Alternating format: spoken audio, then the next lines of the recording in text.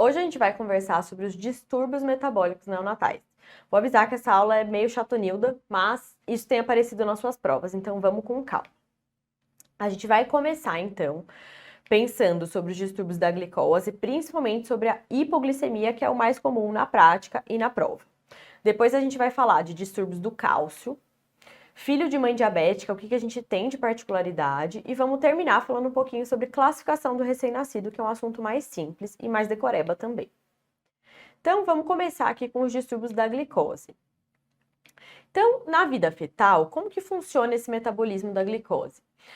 O feto, ele está num estado anabólico, num estado de construção. Para isso, ele vai receber glicose, vai receber outros nutrientes via placentária, tudo isso vai passar via difusão facilitada.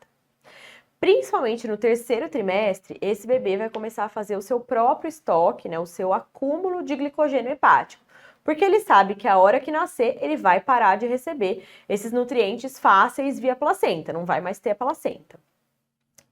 Uma outra coisa importante é que o feto, ele recebe a glicose da mãe via placentária, mas ele mesmo produz a sua insulina. A insulina não atravessa a placenta. Quando esse bebê nasce, assim que a gente clampeia o cordão, eu interrompo essa conexão com a placenta e esse bebê para de receber um aporte contínuo aí de glicose. O que vai acontecer então? Vai acontecer uma queda fisiológica de glicemia com todos os bebês, né? Ele para de receber a glicose, ele não tem mais a circulação placentária, até que ele se alimente, até que ele, né, mame ou receba um soro, ele vai ter que ajustar o seu metabolismo, fazer mudanças para conseguir manter uma normoglicemia. Mas em todos os recém-nascidos vai ocorrer uma queda fisiológica dessa glicemia nas primeiras horas de vida. O momento mais baixo, aí o ponto de menor glicemia é mais ou menos com umas 2 horas de vida. Nesse momento, então, o bebê vai ter que mobilizar os seus estoques. Para isso, ele vai aumentar os hormônios contrarreguladores, então glucagon, adrenalina, e ele vai precisar diminuir a sua produção de insulina.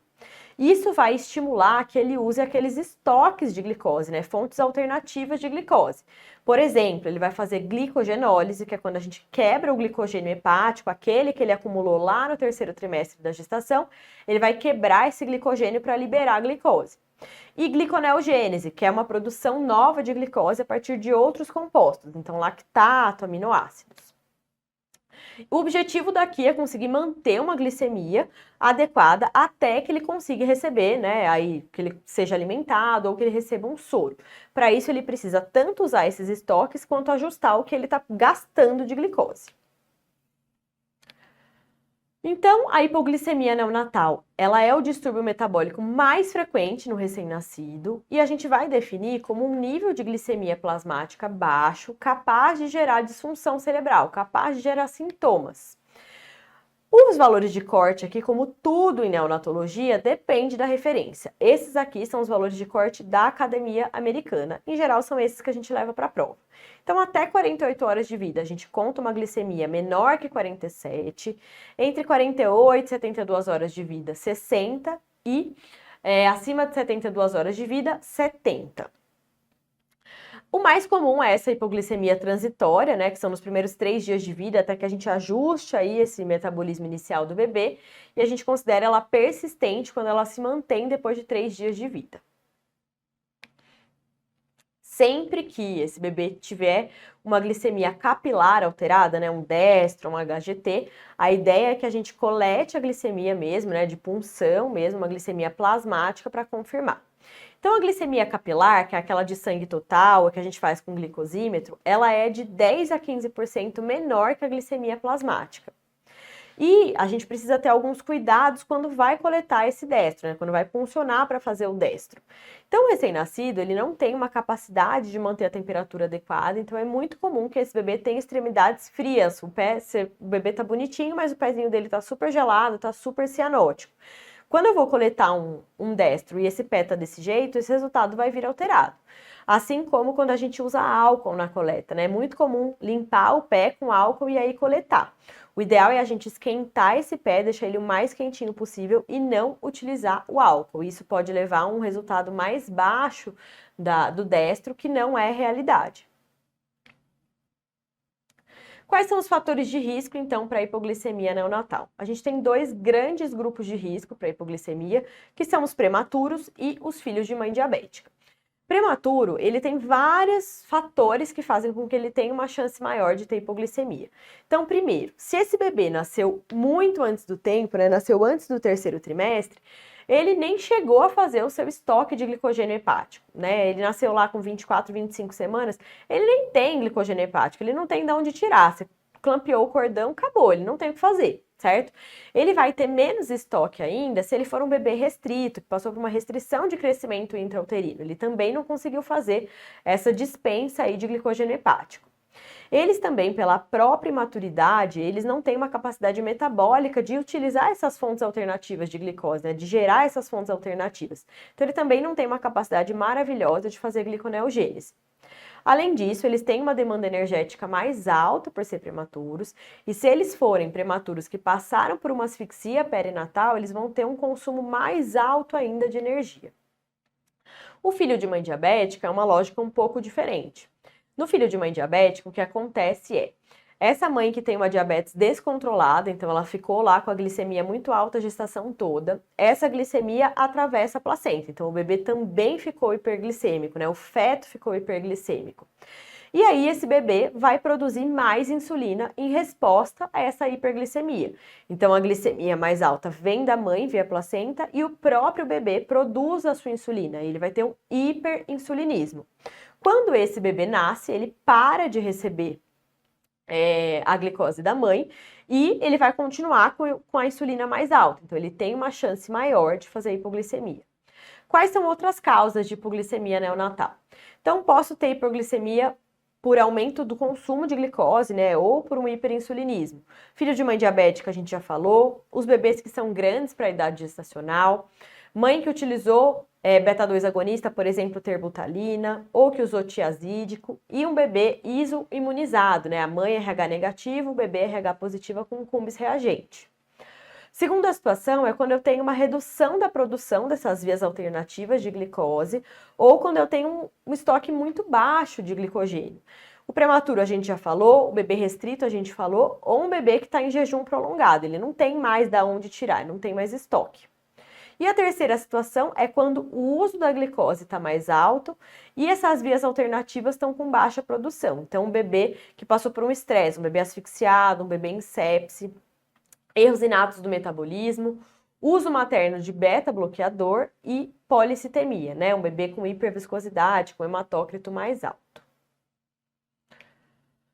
O que esse bebê vai manifestar quando ele estiver com hipoglicemia? Normalmente, ele não vai manifestar nada, né? A hipoglicemia é assintomática. O que ele pode ter? Ele pode ter tremor, que é o mais comum, tremor de extremidades, pode ter uma hiporreatividade, pode estar mais hipotônico, ou letárgico, né? Não está reagindo tanto, ou irritado, inconsolável.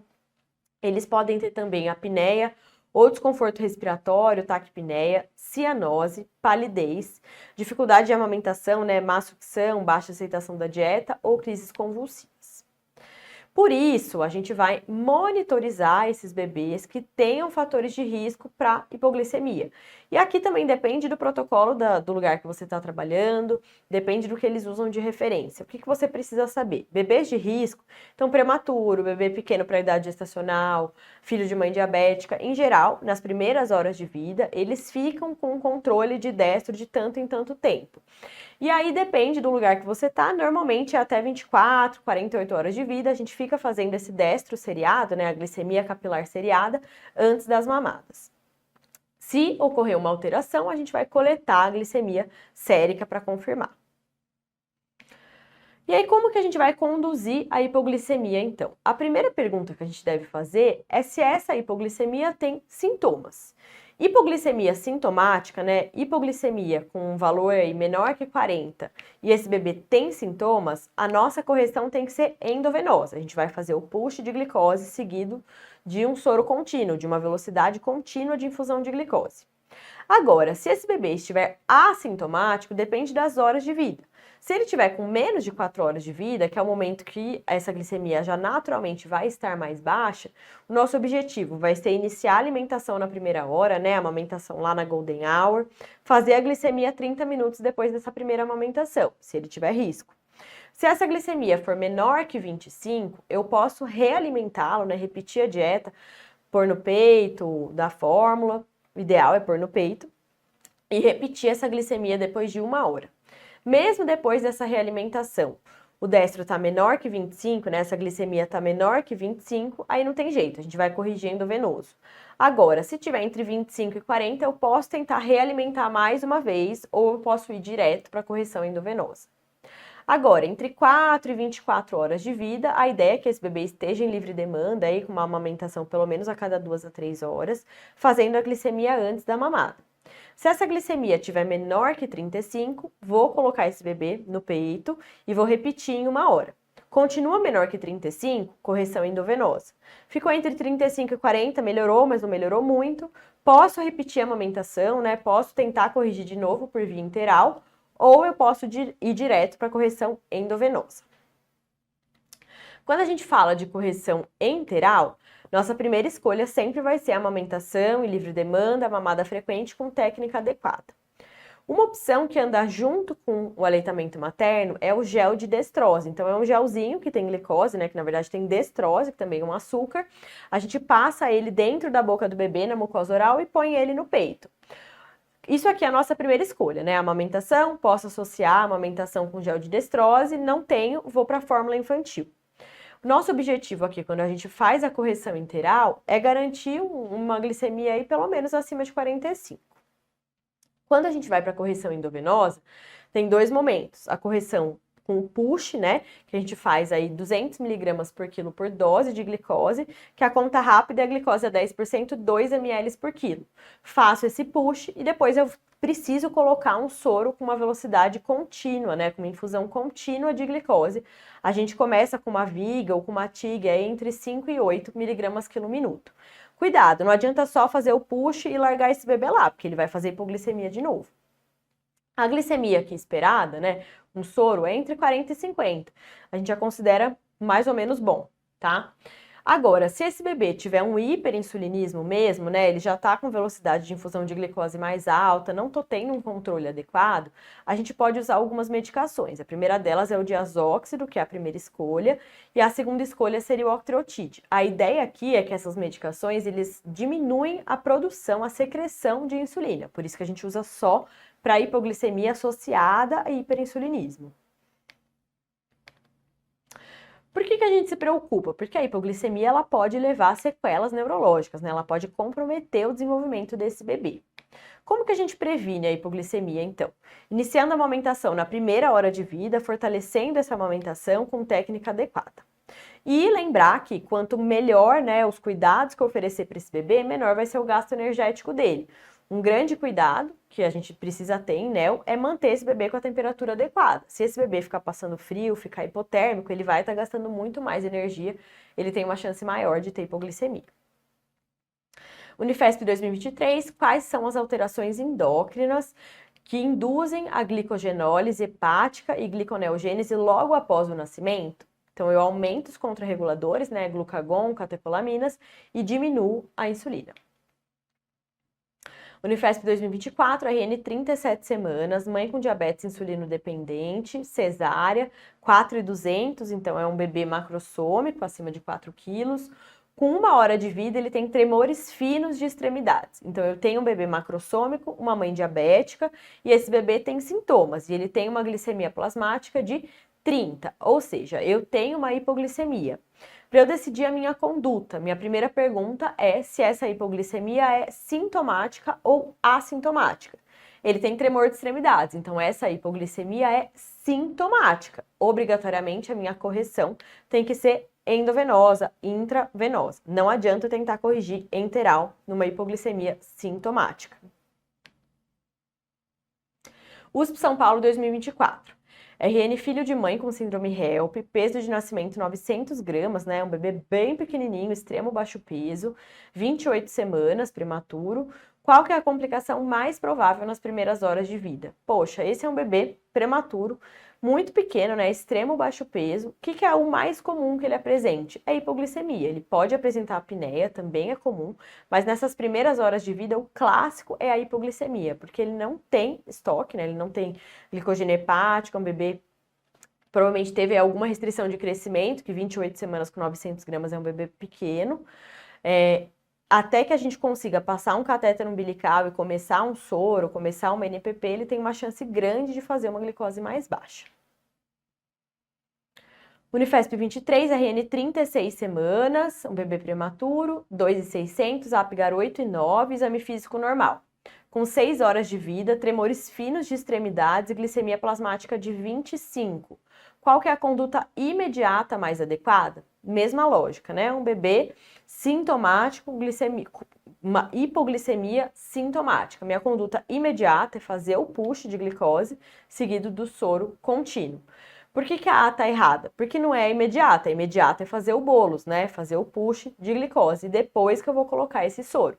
Correção interal, né? Gel de glicose, leite ou fórmula, não são adequados para hipoglicemia sintomática. Unicamp 2024. RN termo, 2 dias de vida, apresenta hipoglicemia recorrente por hiperinsulinismo congênito. Recebe aporte parenteral elevado de glicose.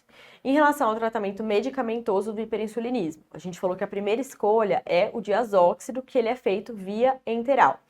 A gente precisa tomar cuidado porque o diazóxido ele pode levar a uma retenção hídrica, né? Então ele pode levar a uma sobrecarga hídrica, insuficiência cardíaca.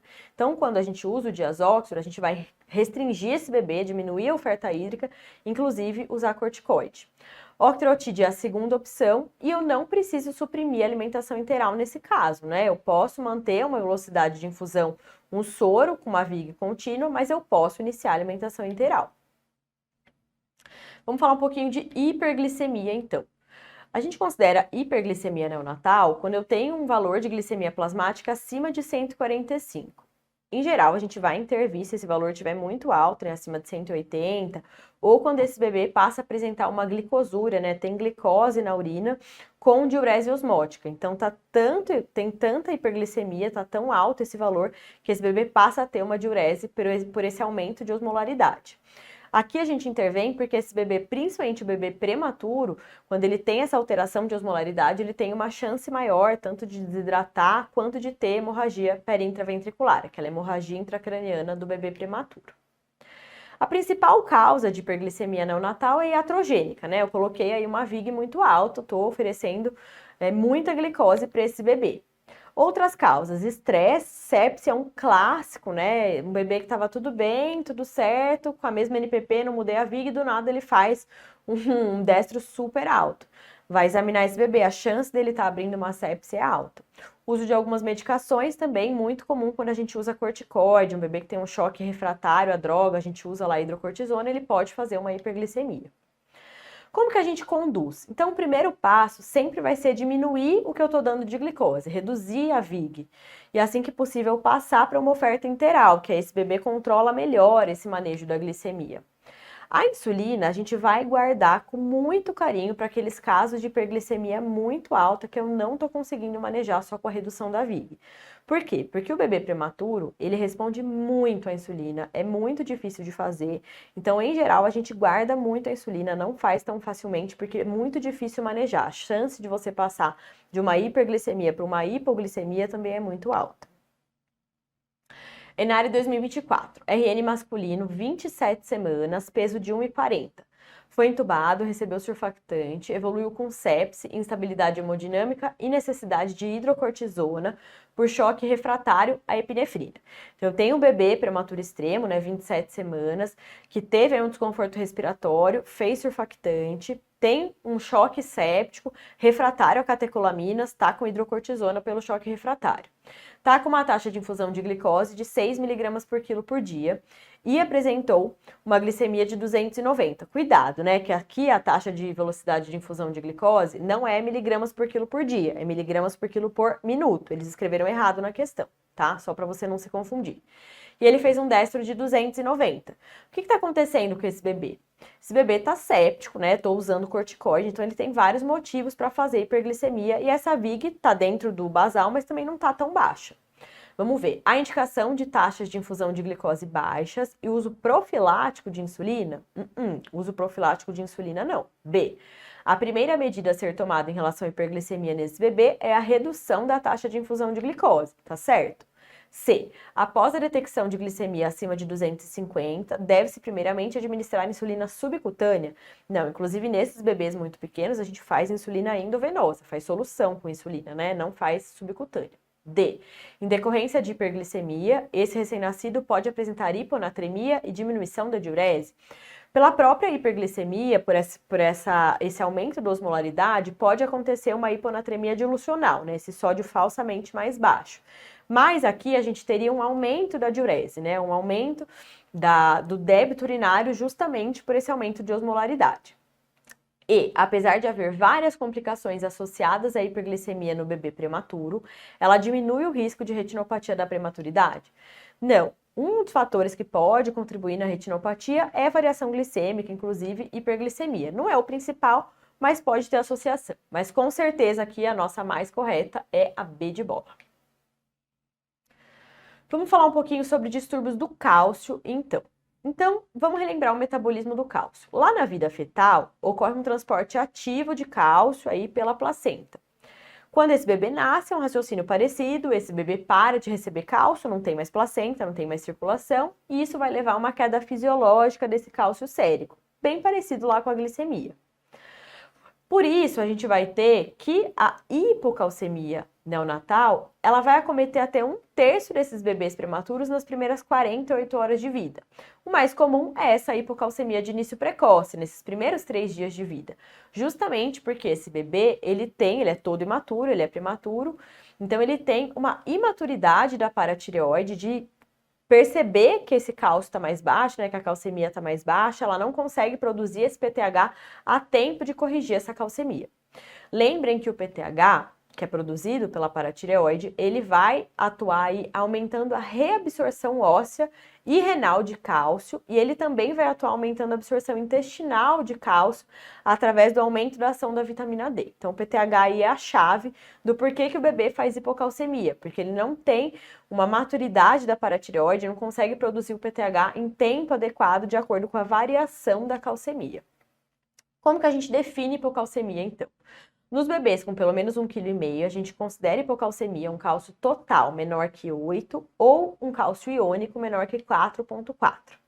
Nos bebês com menos de 1,5 kg, a gente considera um cálcio total menor que 7 ou um cálcio iônico menor que 4. Quais são os principais fatores de risco? Então, a gente já falou aqui que a base de fatores de risco é a imaturidade da paratireoide, que não consegue produzir um PTH a tempo aí de manter a calcemia adequada. Ela só consegue produzir o PTH em uma secreção tardia. Então, fatores maternos, diabetes maternas, deficiência de vitamina D, fatores perinatais, por exemplo, asfixia, né? Então, o bebê asfixiado, lá na aula de outras doenças neonatais, a gente vai falar sobre encefalopatia hipóxico-isquêmica. O que acontece aqui é que essa lesão neurológica, ela depende do cálcio, né, da entrada de cálcio nas células. Então, isso também pode cursar com uma hipocalcemia. Outros fatores neonatais. Então, prematuridade, restrição de crescimento intrauterino e uso de diuréticos. Manifestação clínica, em geral assintomática, pode ter alterações neuromusculares, né? Aumento de excitabilidade neuromuscular. Então, tremor, tetania, laringoespasmo, espasmos, crises convulsivas e apneia. Como que a gente trata? Como que a gente previne? Então, o ideal é começar a alimentação precoce, se esse bebê tiver condições. E se esse bebê for prematuro, o ideal é que assim que a gente tiver um acesso venoso, a gente já coloque o cálcio, né? Vou começar um soro de manutenção, vou fazer uma VIG, vou colocar uma solução de aminoácidos para dar proteína. Em geral, a gente já coloca cálcio nesse primeiro soro também, se eu já tiver um acesso confiável. E aí, se a gente tiver hipocalcemia mesmo, a gente vai tratar, se esse bebê tiver sintomático, vou tratar agudamente com gluconato de cálcio a 10%, a gente faz 10 a 20 miligramas por quilo em 10 minutos, não pode fazer tão rápido, e depois a gente coloca uma taxa contínua aí no dia de 50 a 75 miligramas por quilo por dia. USP São Paulo 2024, RN pré-termo, idade gestacional 25+2, um pré-termo extremo. Uma gestante com diabetes gestacional manejada com dieta, doença hipertensiva específica da gestação tratada com metildopa. Trabalho de parto prematuro, recebeu sulfato de magnésio e uma dose de corticoide. Nasceu hipotônico sem choro, precisou de reanimação, foi entubado em sala de parto. Peso de nascimento 800 gramas, Apgar 3, 5 e 8. Na UTI, foi mantido em ventilação mecânica em jejum, com sonda orogástrica aberta. Iniciada a administração de soro glicosado a 10%, 56 ml, solução de aminoácido a 10%, 16 ml, em 24 horas. Glicemia capilar, 1 hora depois do início do soro, de 50. Então, essa VIG que a gente está dando tá boa. Com 15 horas de vida, teve tremores de membros. Eletroencefalo de amplitude integrada confirmou crise convulsiva. A investigação laboratorial revelou causa metabólica. Então, grava essas informações, vem comigo relembrar uma coisa. A questão quer saber qual que é o tratamento adequado para a provável causa metabólica do episódio citado. Tenho certeza que aqui muita gente foi direto no convulsionou, bebê novo, deve ser hipoglicemia, vamos aumentar esse soro. Mas, vamos relembrar como que a gente calcula a VIG ou a TIG, né, que é a velocidade de infusão de glicose. Então, a VIG, ela é miligramas quilo minuto. Quando a gente calcula com glicose a 10%, que é o que ele está recebendo, se ela é a 10%, significa que ela tem 10 gramas de glicose a cada 100 ml de solução. Então, se eu tenho 56 ml, que é o que esse bebê está recebendo, em 24 horas ele está recebendo 5,6 gramas de glicose. Quando eu multiplico por 1.000, eu transformo isso em miligramas, que é o que eu preciso para minha conta. Então, esse bebê está recebendo 5.600 miligramas de glicose em 24 horas. A minha VIG, a minha conta, né, eu vou calcular, então, 1 miligrama de glicose em 24 horas, eu vou dividir isso pelo peso em quilos, e aí eu divido esse resultado por 1.440, que é quantos minutos a gente tem num dia, né, em 24 horas. Porque o meu resultado, a unidade aí dessa VIG é miligramas de glicose por quilo, pelo peso da criança, por minuto, né, os minutos das 24 horas. Então, eu já entendi que esse bebê está recebendo 5.600 miligramas de glicose em 24 horas. Vou pegar esses 5.600 e vou dividir pelo peso. Esse peso é em quilos, então ele tem 800 gramas, 0,8 quilos. Dá 7.000. Pego esses 7.000 e divido por 1.440, que é quantos minutos a gente tem em 24 horas. Isso dá uma VIG de 4,8. Uma VIG ok inicial, né? Em geral, a gente começa aí com uma VIG de 4 a 6 nas primeiras horas de vida. Então, esse bebê tem uma VIG dentro do normal, não tá aí com uma VIG de 2, uma VIG de 3, tem uma VIG normal para começar no início de vida, uma VIG de 5, de mais ou menos, e ele já tem um destro depois do soro de 50, ou seja, eu tô dando uma infusão contínua de glicose, não mudei o meu soro, o destro dele, a glicemia dele vai ficar mais ou menos 50, então ele não vai fazer hipoglicemia, certo? A não ser que ele tenha uma mudança clínica muito grande ou que eu mude a composição do meu soro. O que aconteceu com esse bebê, então? Então, não foi hipoglicemia. O que pode ter sido? Pode ter sido hipocalcemia. Ele não está recebendo cálcio, certo? Ele está só com a glicose e com a solução de aminoácidos. Provavelmente ele fez uma hipocalcemia importante nessas primeiras horas de vida, é um bebê prematuro extremo, e aí ele fez uma crise convulsiva. Como que a gente vai manejar essa hipocalcemia? A gente vai fazer gluconato de cálcio a 10%. Em geral, a gente faz 1 a 2 ml por quilo via endovenosa. Expansão volêmica não é o caso em questão, né? Ele não fala nada de instabilidade hemodinâmica, não precisa aumentar o soro. Hipomagnesemia também pode acontecer na faixa etária neonatal, mas também não seria a nossa primeira escolha aqui, né? O mais comum é hipoglicemia, depois hipocalcemia. E de qualquer forma, se a gente fosse fazer uma correção de magnésio, seria endovenosa e não intramuscular.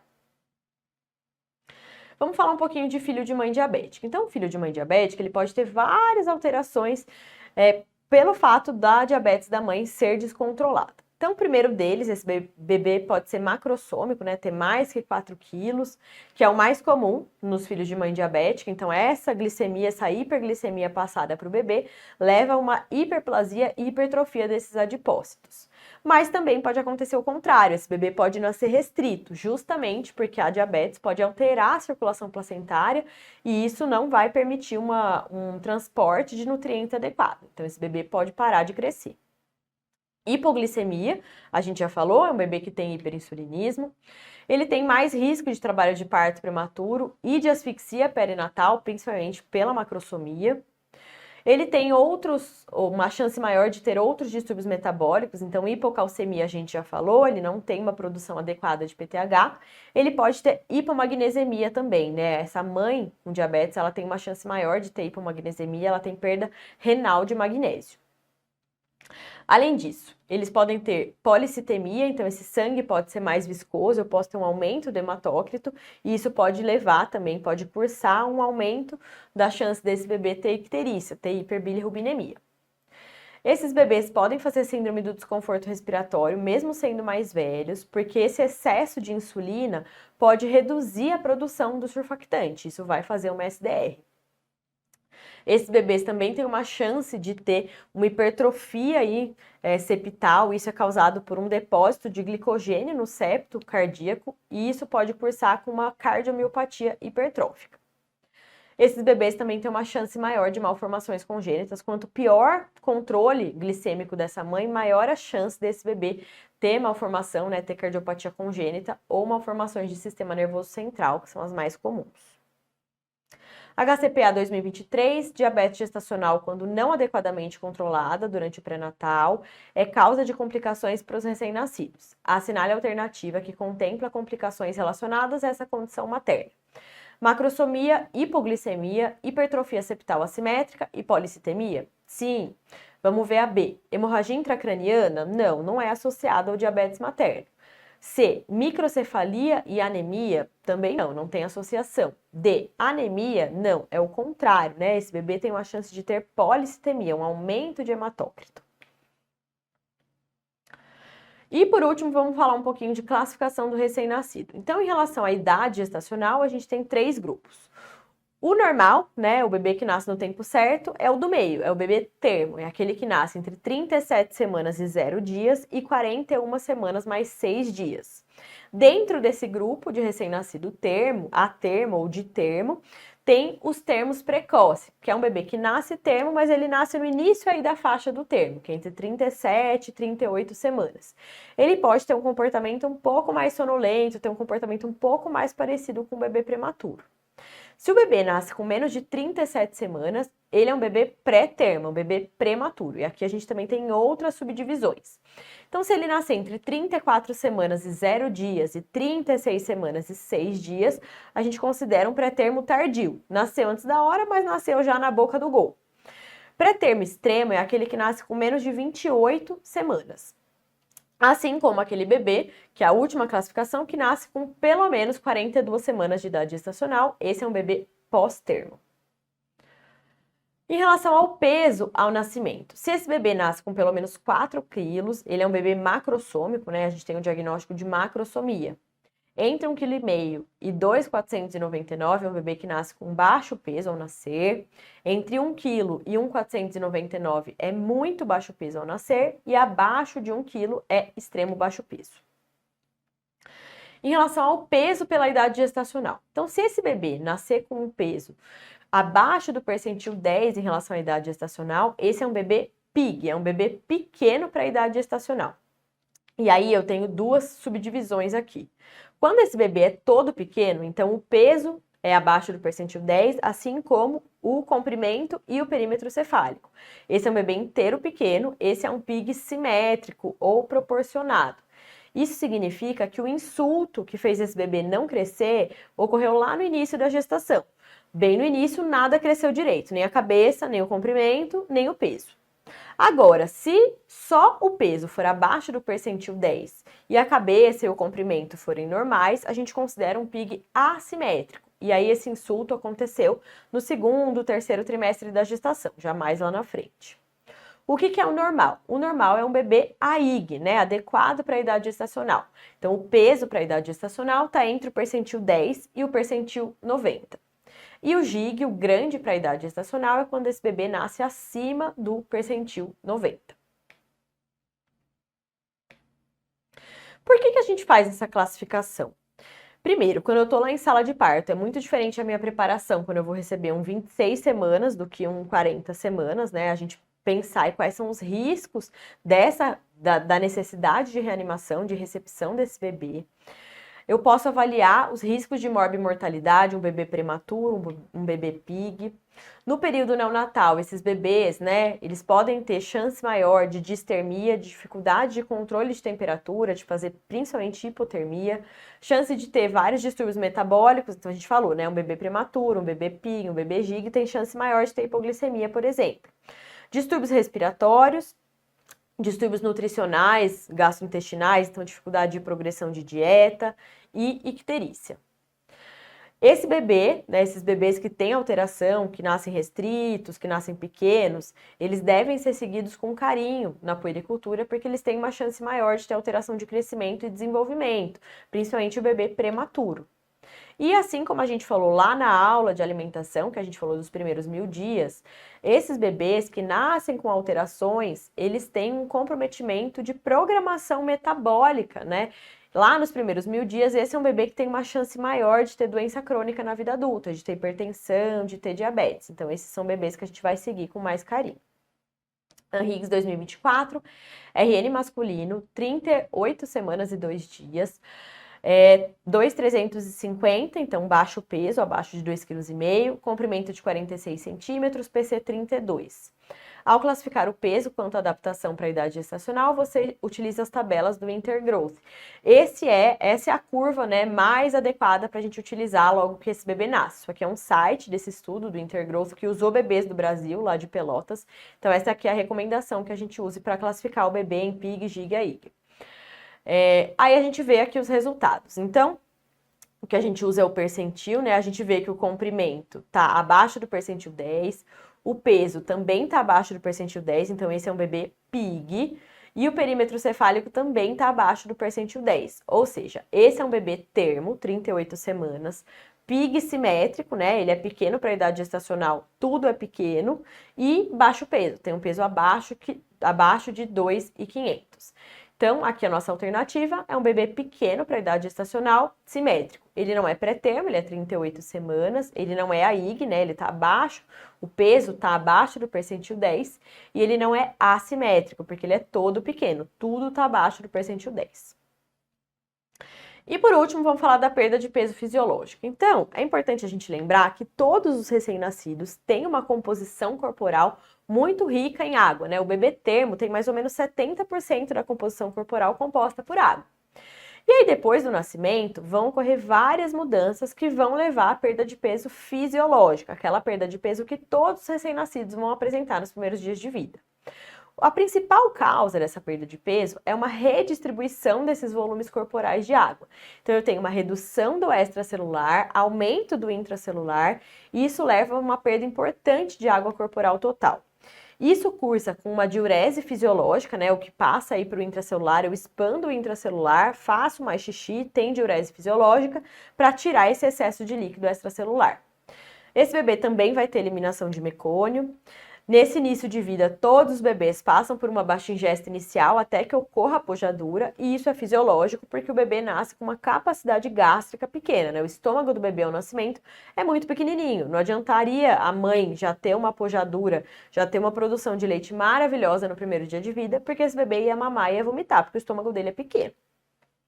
E até que ele tenha aí uma ingestão adequada, ele vai gastar o tecido adiposo marrom como uma fonte de gordura, uma fonte de energia aí inicial. No bebê termo, essa perda de peso pode chegar até 10% nesses primeiros dias de vida, e em geral ele se recupera até 10 a 14 dias de vida. USP Ribeirão 2024, você é o responsável pelo alojamento conjunto de um hospital. Uma mãe vem comunicar que o seu filho perdeu 5% do peso de nascimento com 48 horas de vida. Ela ficou preocupada porque não tem ainda produção de leite nos seios. Ela precisava ter?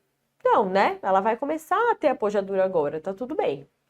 Você explica que o recém-nascido fisiologicamente perde aproximadamente 10% do peso na primeira semana de vida. Então a mãe pergunta por que isso ocorre. Qual que é a explicação desse fato? A massa volumosa de mecônio armazenada no intestino neonatal durante a gestação é eliminada na primeira semana de vida. O mecônio realmente vai contribuir aí com uma parcelinha de perda de peso, mas o bebê não faz 10% do peso de nascimento em mecônio. B. A destruição das hemácias fetais na primeira semana de vida diminui a massa eritrocitária sanguínea? Não, né? Lembra lá que as hemácias fetais elas vão durar menos tempo mesmo, isso vai cursar com anemia fisiológica lá entre 2 e 3 meses de vida, mas não é nessa primeira semana de vida. C. O neonato nasce com uma reserva hídrica que é consumida no intervalo entre o nascimento e a pojadura. É isso aí, né? Ele vai diminuir o extracelular, ele tem uma baixa ele recebe pouco, né, tem uma baixa ingestão hídrica até que aconteça a pujadura. E D, para ocorrer a transição para a vida extrauterina, há consumo de tecido adiposo branco? Não, há consumo de tecido adiposo marrom. Então, finalizamos mais uma aula e a gente se vê nas próximas aulas de neonatologia.